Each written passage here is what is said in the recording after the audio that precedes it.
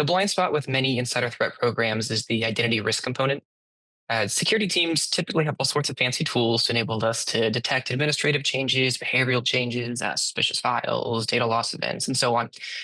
But a piece of the puzzle is missing there. Understanding users' risk from the perspective of stolen credentials and sessions kind of powers up our understanding of potential insider threats much earlier than behavioral or DLP signals can.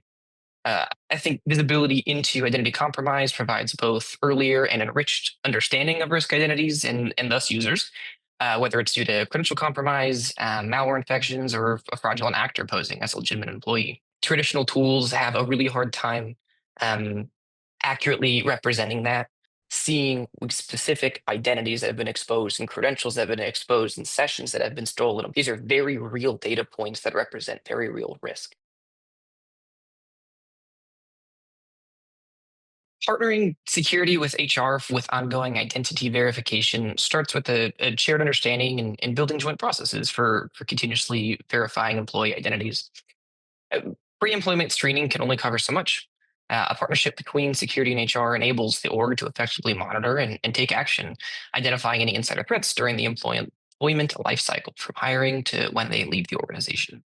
Having access to the data, something like SpyCloud offers, to get an understanding of that risk and put these pieces together and understand what components of their identity are out there and are exposed, and what malware logs they may have had on their personal devices and things like that.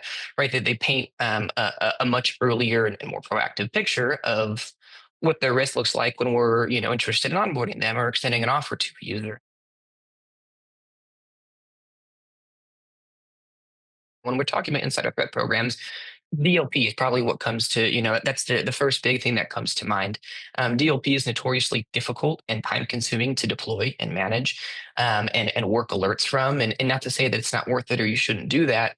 Um, but for teams that are maybe smaller, and maybe don't have extensive budgets, something that's a little more shifted left and a little more proactive is maybe more attractive and maybe is more actionable up front than trying to manage some of these beastie kind of anomaly detection, the machine learning algorithms, and all this kind of stuff that we have to do to find those signals that are worthwhile.